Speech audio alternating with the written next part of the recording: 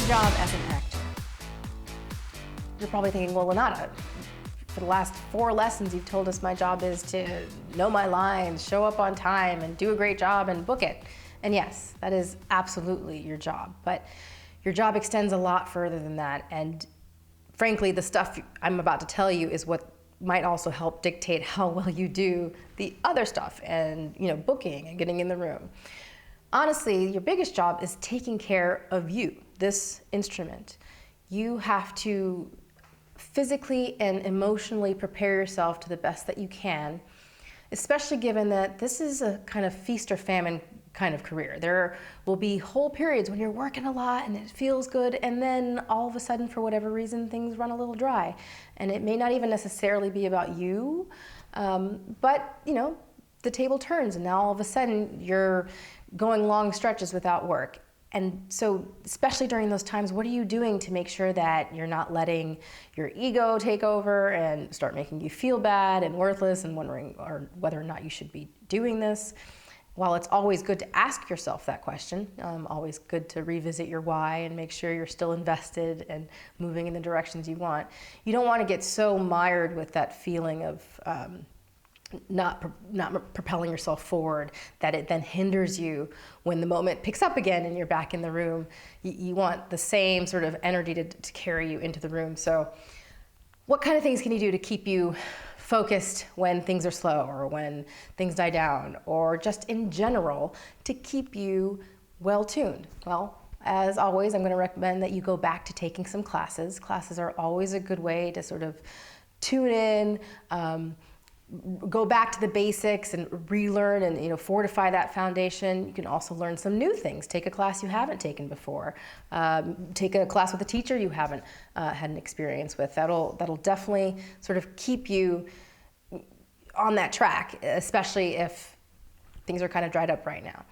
For instance, I took an acting class with a casting director, a wonderful woman, who teaches all levels of acting. And what I really loved about what she was doing that was different than what other classes did was that part of our assignments included doing a Broadway song. So we had to get up in front of a live audience of people and have a Broadway song prepared with choreography and everything. And we also had to do 3 to 5 minutes of stand-up comedy.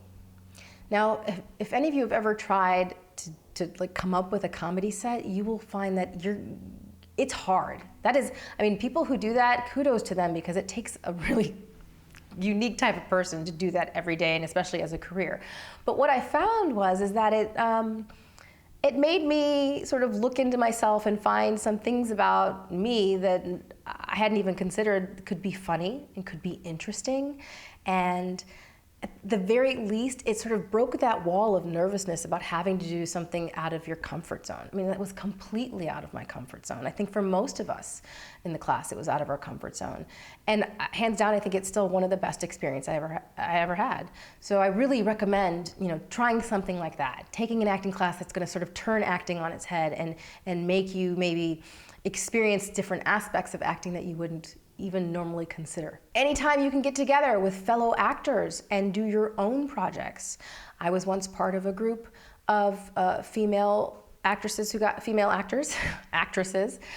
together once or twice a week to run auditions. Even if we didn't have an audition, we would come in with old sides, and we would each take a turn at the sides and critique each other and give each other notes. If someone had an audition, it was great, and often because we were all Black women, we all had the same audition. So this was an opportunity for us to sort of find, all the little common beats that we're all going to need to hit, but also ways to help each other make them individual to us. I think that period of my life was one of the most busy as far as auditioning, because I kept the instrument tuned, and I was around other people who also loved what I was doing and loved the art of acting, and it was fun. It was something fun to do. Perhaps one of the most challenging aspects when you're pursuing an acting career and trying to keep yourself centered is staying gainfully employed. Again, the fact of the matter is that this is a feast or famine kind of business, and when the work gets slow, you have to have other sources of income. You don't want to be stressed out worrying about how am I going to pay for rent? How am I going to be paying for my car payment, especially if you live in a city where you have to have a car to get around. When the strike hit back in 2007, I believe it was, the last really big strike that actors had, I took a job working for a dog trainer. It was completely out of the box, unexpected, and I learned how to train dogs. I learned a lot about animals. It was kind of cool. I had to clean some kennels too, and it wasn't necessarily the most glamorous job, but it kept money coming in.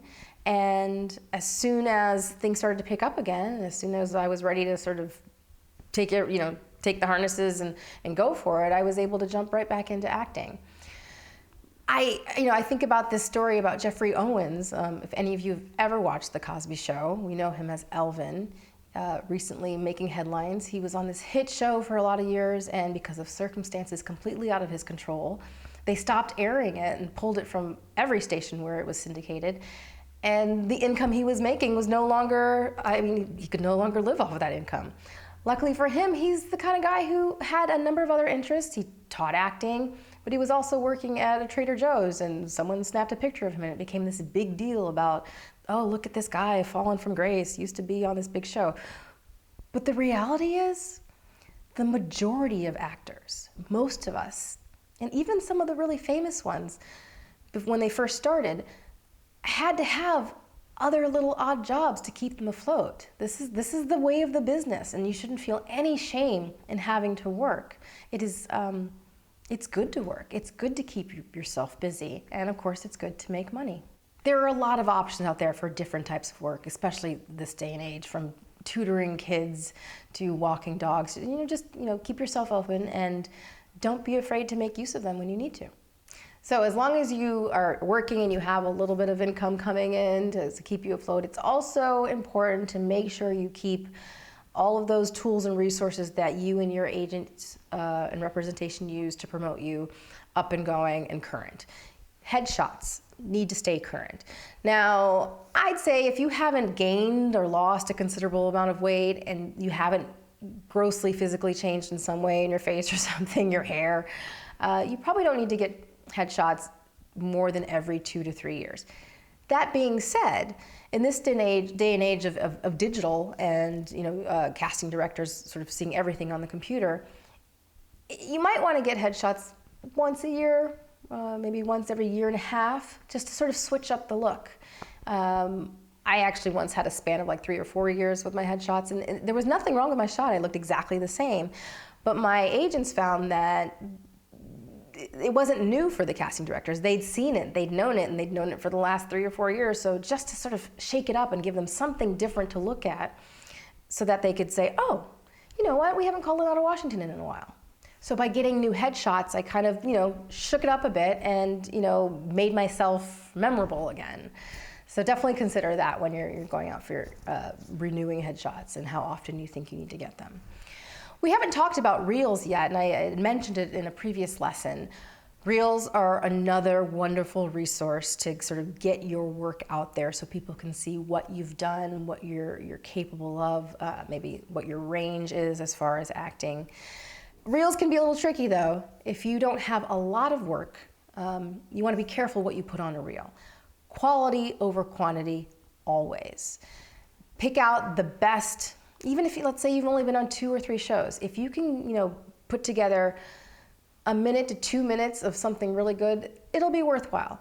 If you have to go and sort of create an episode or, take it sides from somewhere and put on an episode that you film in your room somewhere, sometimes those don't go over very well if they're not like really good quality. So it's better to sort of hold off on creating a reel unless you have some work to put on there. And once you have 2 or 3 good shows, that's a great start. You can have commercials on a reel. Again, if I tend to do more theatrical drama stuff, but if I wanted to incorporate some more comedy into my reel, commercials are a great little tidbit of funny that you can infuse into a reel. You want to keep those up to date as well. There's no point in having been in the business for 10 years with stuff that's like 10 years old when you have a lot of new stuff in there. Make sure you're circulating things and make it as diverse as you can. If, again, I've been in this business for 20 years. I've done probably every hospital show you could possibly do. So I change them up. I'm not going to keep ER on there when I've recently done a Grey's Anatomy. Now, one of the biggest assets to actors today is social media.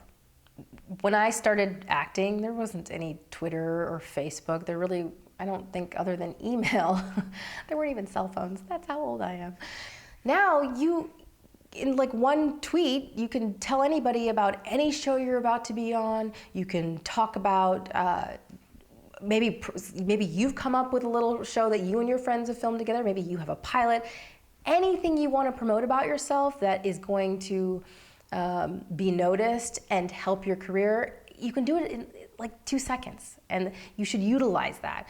Every time you book something that you can talk about, remember we talked about NDAs. If it's a show that you're not allowed to talk about yet, if it's a commercial that hasn't aired, if it's a TV episode that's still filming, make sure you get the okay to post any pictures. Movies don't if you're doing a movie, sometimes they don't want you to post pictures from set if it's like a horror, like I did a horror movie and we didn't want the monster's face coming out, before the film came out. So know ahead of time, but those are, that's a wonderful way to get people to pique their interest. Casting directors have their own accounts on Twitter and Facebook, and you can actually start relationships with casting directors this way. So this is another way to sort of make connections, which kind of gets me into the next part, which is networking. Networking. It's not enough, unfortunately. We're not back in, the old days when you could just be a really great actor. It's really just not enough. You have to promote yourself. You have to put yourself in front of people who are making things happen and demonstrate that you yourself are a person who want to make things happen. I mean, I say this for you as much as myself. This is something, this is one aspect of the career I'm always having to sort of push myself to do, because it can be a little nerve-wracking. Sometimes you're thinking, well, what do I have to offer this person right now? I just started out, or I'm not on a show right now. What could I possibly say that would be of interest? But really, I think the key to networking is, first of all, showing up at these places, be it a red carpet. They have Screen Actors Guild. Again, another great place to go and check out. They'll have like meet and greets and things like that you can go to. And here's a little note I want to make about social media and Twitter and things. Casting directors are looking at those numbers. How many followers do you have? I went to a commercial one day for a fast food restaurant, and they asked me for my Twitter handle, and then they asked me how many followers I had. I literally was so taken aback, because now even commercials, they want to know how popular you are.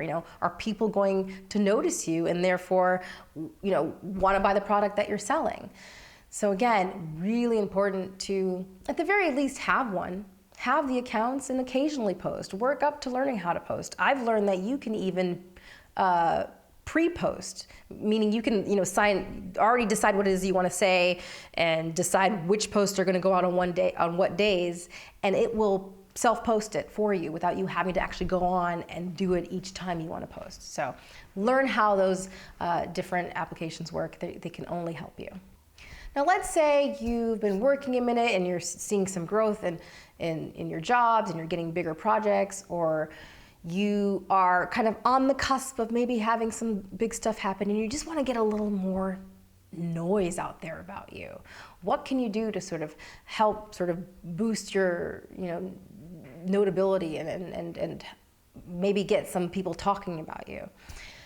This is where a publicist comes in. You don't have to be super famous to have a publicist, but I will say they are not usually cheap. There are different options out there, but in general, you're going to be paying a publicist rather monthly, and quite a bit for them to be getting your name out there. And it can be really worthwhile. It's a great way to also get yourself on red carpets. They often have the lists and know where the parties are and what's happening. And if you get into a good relationship with a publicist, they can then make sure that you're at those places where the people who make things happen are, and they will make the introductions for you. And maybe they can get you a little, I was once in, I think it was Us Magazine. I had no clue, there it was in Us Magazine, wearing the same dress that Victoria Beckham was wearing and who wore it best kind of thing. I mean, those kinds of things, Had I had a publicist at that point, he or she could have then capitalized on that and pushed that forward. Every time I book a big movie, when I did Killing Them Softly, getting a publicist and having them, say some stuff about me, getting a little article written about me. Hey, check out Lenata Washington. She got picked up on this. All of that is, again, just getting your name out there. You want to be heard. You want people to know who you are. Something I really want to stress about publicists, unlike your agent or your manager who works for you and doesn't get paid until you get paid, your publicist is going to get paid upfront to try to make something happen. Just to be clear, there's no guarantee that any of their efforts will result in anything fruitful, but you could be paying them upwards of $2,500 a month, maybe even more, to try on your behalf to get you seen, to get you on red carpets, to get something written about you. So that is definitely something to consider, especially if you are just starting out, if you don't have, your own personal income to sort of help fund that, or you don't have someone like a parent or a good friend who's willing to pay for things like that for you. You may want to hold off on a publicist. But there are some smaller sort of boutique-y type publicist groups who will do a la carte publicist work. I've done that before, where for a flat $300, $400, they'll promote you for this very specific thing. And that too can, work to your advantage if you need it. In a previous lesson, I talked about turning on the television and having it as your master class. And I thought I'd like to really bring that up again. We are part of a business that doesn't require you to have a degree to do it. If I wanted to see how open heart surgery was performed, I guess I could probably Google it at this point and maybe find something. But I, a layperson, can't just walk into a hospital and ask to see open heart surgery. As an actor, however, I can turn on the TV, I can watch Netflix, I can watch HBO, Showtime, and see essentially what are the best in the world doing what I want to do. I used to watch American Horror Story, and I remember the first season. I am one of the biggest Jessica Lange fans. And let me tell you, that monologue, I just got chills even just saying it, that monologue she gives in the final episode is one of the best pieces of acting you will ever see on TV. And this is the beauty of our job. Maybe you can't afford a class right now. And I'm not suggesting you just become a couch potato. It's not just about watching the show for enjoyment. It's about watching the shows to sort of learn the nuances of the things that the actors do. Why did they make that decision? Why are they looking that way? What is compelling them to cry at this moment? You have that all right there with very little effort. Take advantage of that, Stream shows to watch for the purpose of learning, not just enjoyment, but for learning, because it's all right there. I also, when I lived in Chicago, I'd get on the train. And I'd watch people. Our job as actors is to sort of tell the story, tell the human condition, and to sort of, know how people are and react and walk in the world. And all of that is stuff that you can use to better yourself as an actor, that especially in times when things are slow. These are things you can do to keep yourself in tune with what's going on. One of the other aspects of your job as an actor is publicizing the work after you've done it. It's not enough just to sort of do the project, but say for instance on a film, you work on it, it's been great, you're having a good time, you got all this energy about it, and then it could take, maybe a year before this movie comes out. All of a sudden now you have to, find that love and that energy again as if you just filmed it yesterday, and be prepared to sort of sit and talk about it. And not only do you talk about it once, but if you're doing red carpets, if you're doing, sit down talkbacks or any kind of interview, you have to be prepared to, reiterate and regurgitate things that you've already said a million times. And each time it still has to be interesting. I remember watching an interview with Jennifer Lawrence, just talking about when you're doing the press junket and you're in a room and they come to you, which is fabulous in her instance, but it's just constant question after question, and sometimes it's the same 4 or 5 questions that she has to answer over and over again over the next 4 to 5 hours, and it's her job to make it interesting, to make it look like she's saying it for the first time, to make it seem like this particular, interviewer is getting, a tidbit of news for the first time ever from Jennifer Lawrence or from whoever is doing it, because you've got to sell the movie. I mean, that is part of your job. You are expected, to promote the show when it comes on. My husband and I went to a special screening of The Bates Motel. And after that, they had this whole Twitter thing they had to do on the phone where they're on the, they're all sitting together and tweeting the show, tweeting the live show. So you're getting live tweets while they're watching the show, while you're watching the show.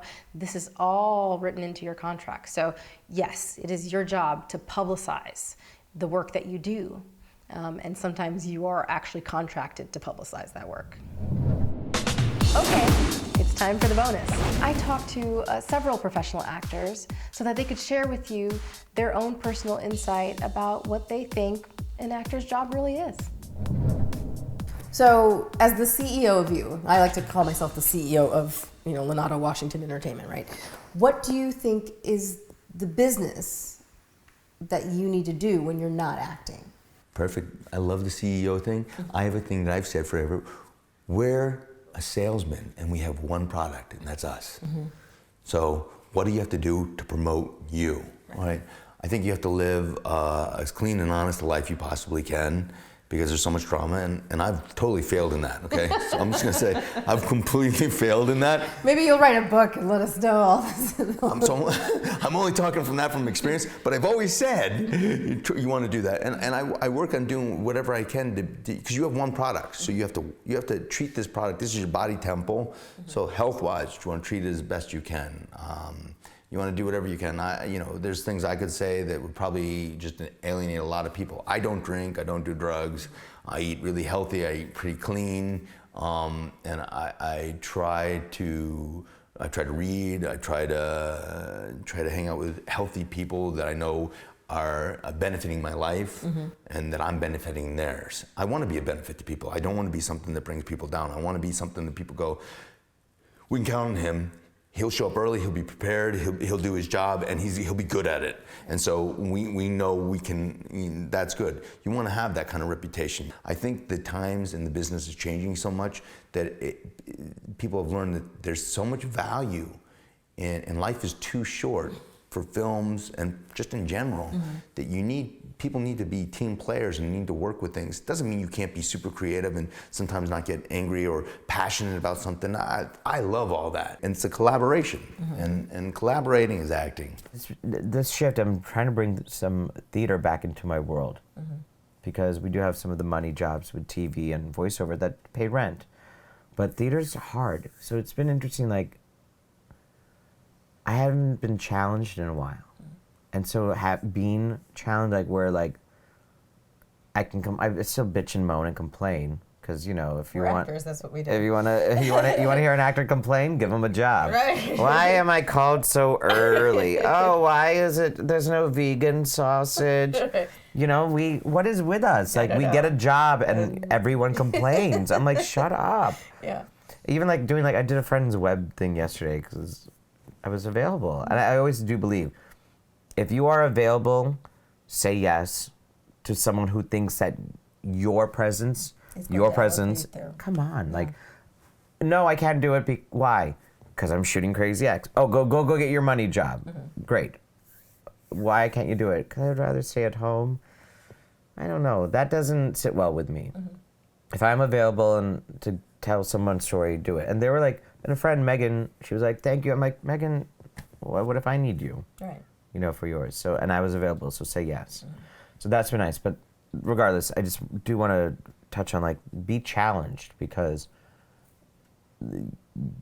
as hard as it might be at the beginning, then you'll get to a place of a little complacency.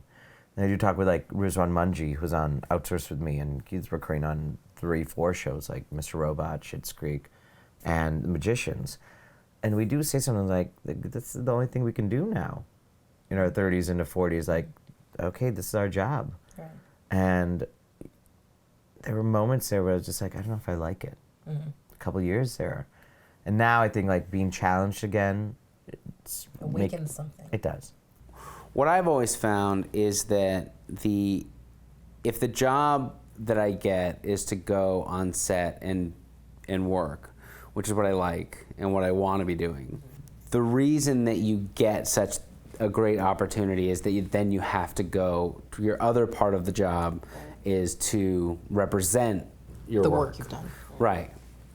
And represent the work of other people, which is incredible work. So I think this, as the CEO of the company, it's branding, but to me that sounds so cynical. Right. But you have an opportunity to put a best face forward out to the world. I mean, this is an incredible platform. So it's not just about, to me, sculpting how you want to be seen. It's being your truest form of you, you know? Right. That's what people want, I think. Mm-hmm. I think it's the accessibility and the vulnerability. So it's certainly social media, but I've always, honestly, and maybe it's just the position that I'm at now, is that I'm not crazy famous. I work in this business. Right. And one of my favorite things is to send a note to a casting director when I'm done. I sent a note to somebody the other day after a part that I wanted, a script that was good, and that's rare. But you know, you work on it and you have a good time, and I sent a note that said, you know, what better way to spend a morning than with a great script and an opportunity. That's what it is. It is. And thank you for having me. Right. I like to call ourselves CEOs. We're CEOs of our company. Yeah, you essentially. sure. What kind of things do you think you can share with our viewers about what they should be doing to maintain their company, specifically when they're not acting? When you're not acting, at least for me, I was always in classes, training. I've had voice classes, martial arts classes, stunt classes. I went and got my motorcycle advanced certification for really handling motorcycles. Like, I ride with one hand almost better than most people ride with two hands. But you go and you get your training. Whatever it is that you think you want, if it's flying, then you need to be doing that. You can't just wait till the movie happens and think that you're gonna learn or they're gonna pay me. Some training you're gonna have to learn on your own. Driving, I used to go to Willow Springs Racetrack and I would drive, and I had friends that were drivers. They'd take me out there, and some were stunt men, and they would help me learn things so that when the opportunity to drive in a movie, can I stop right there? Yes, I can stop on that tape because I've actually done it. Ain't like I just went to the parking lot at Ralph's at night when it's empty and was practicing. Right. I mean, people may do that, but you really should, you know, take a class. This does not come by osmosis. I'm sitting next to a great actress. Now I am great because Yes. I rubbed against you, girl. That is not how it Gosh, happens. if only it were that easy. Key to success is preparation meets opportunity. And if you're ready, it's going to come through for you. But it just doesn't happen by you not prepared. You got to put in some work. And a lot of people don't want to put in the work. You know, you got to be rehearsing and working and doing your scenes. And this is called show business, not show art. And if you don't deal with it like a business, you're not going to be successful.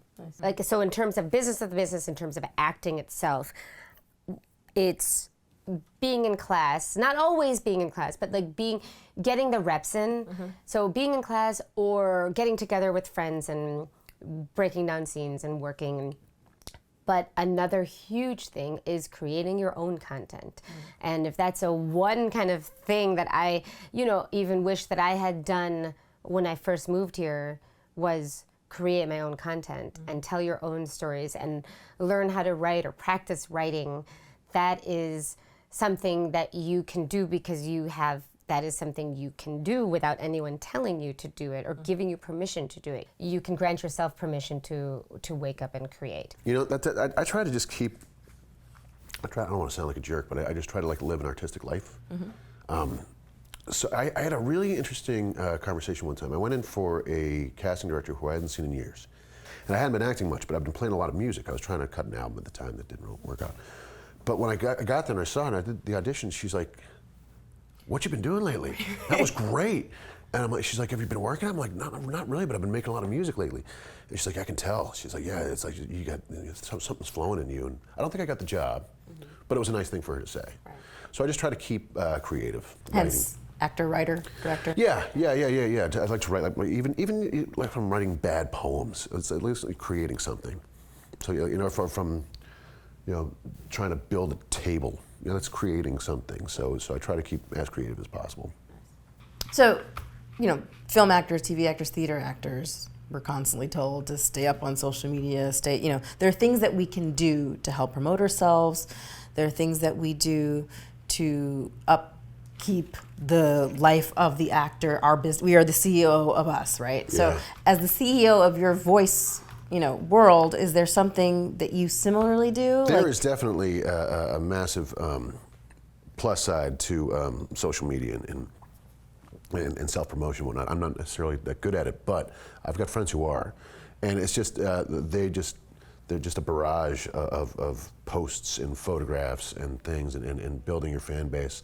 And it's a massive part of the industry now. Like I don't know who was telling me the story, but people go into auditions now, and the casting directors just say like, how many followers do you have? Oh yeah, I think I told you that. Yeah, I went to a yeah. McDonald's commercial and they were like, so how many Twitter followers do you have? Right. And I'm like, this is the McDonald's. I've never for a commercial Right. thought that this would matter, but And I guess it does. It's crazy, Yeah. and like even if you think it's like, oh, I'm doing great, I got 2,000 followers. It's like the guy next after you might have 250,000 followers, and that's so it's it's very important to keep up on that. Embrace it. It's the world now.